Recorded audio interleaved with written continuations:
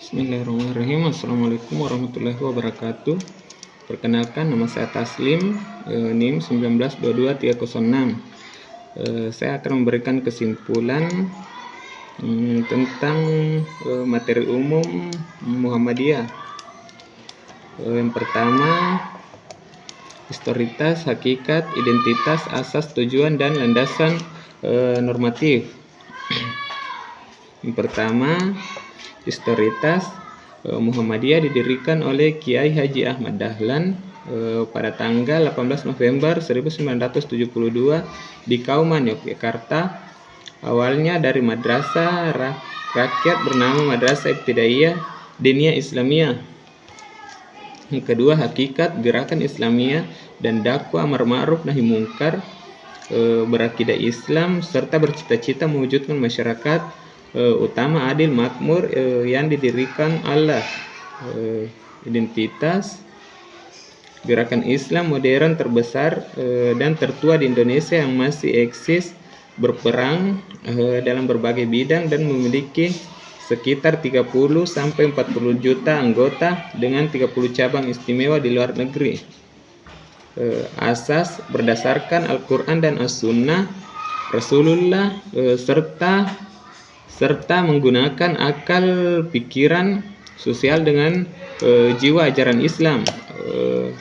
Tujuan mewujudkan masyarakat Islam yang sebenar-benarnya dan berkontribusi pada terwujudnya negara adil dan makmur sebagai Pancasila Undang-Undang Dasar 1945. Yang kedua, ideologi dan paham keagamaan. Muhammadiyah mengembangkan ideologi dakwah, tajdid, dan Islam berkemajuan dengan pandangan Wasatiyah moderat. Dakwah untuk menyampaikan nilai Islam yang bermanfaat, tajdid sebagai pembaharuan pemikiran agar selaras dengan perkembangan ilmu pengetahuan dan teknologi. Yang ketiga, aktualisasi dan model gerakan dakwah. Model dakwah Muhammadiyah mengalami perkembangan. Awalnya gerakan jamaah dan dakwah jamaah pada tahun 1968,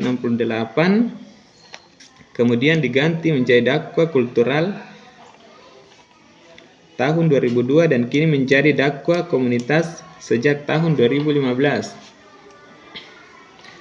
Tajrid dan tajdid serta contoh implementasi. Tajdid adalah upaya pembaharuan. Pada tahun 1968 ditetapkan kebijakan tajdid yang mencangkup beberapa bidang antara lain ideologi, perjuangan, dakwah, dan amal usaha. Tajrid belum ditentukan penjelasan spesifik dalam sumber yang ada, namun dalam konteks pemikiran Islam dapat diartikan sebagai penyederhanaan atau pemurnian ajaran dari unsur-unsur yang tidak sesuai dengan esensi agama.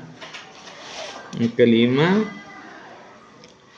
manhaj tajrid adalah metode atau sistem pemikiran dalam mengevaluasi dan menentukan dalil syar'i yang lebih kuat, rajin, dari yang lemah, marjuh, serta meliputi proses ihtijaj untuk masalah baru yang tidak ada dalam fikih klasik. Yang keenam, atau yang terakhir, yaitu implementasi di bidang pendidikan, kesehatan, dan sosial kemanusiaan. Pendidikan mendirikan ribuan lembaga pendidikan mulai dari TK hingga perguruan tinggi, memberikan pendidikan yang berkualitas dan mempelopori sistem pendidikan Islam modern serta emansipasi perempuan muslim. Kesehatan memiliki ribuan rumah sakit, puskesmas, dan klinik yang memberikan pelayanan yang terjangkau.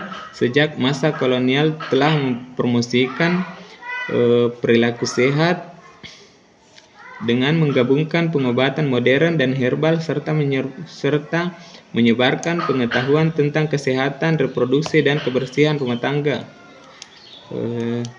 Sosial kemanusiaan, memberikan bantuan kepada masyarakat yang membutuhkan, melakukan pemberdayaan sosial ekonomi di berbagai daerah termasuk kawasan terpencil dan rawan bencana, serta berkiprah dalam filantropi dan perdamaian global. Demikian kesimpulan dari saya. Saya tutup dengan ucapan alhamdulillah. Assalamualaikum warahmatullahi wabarakatuh.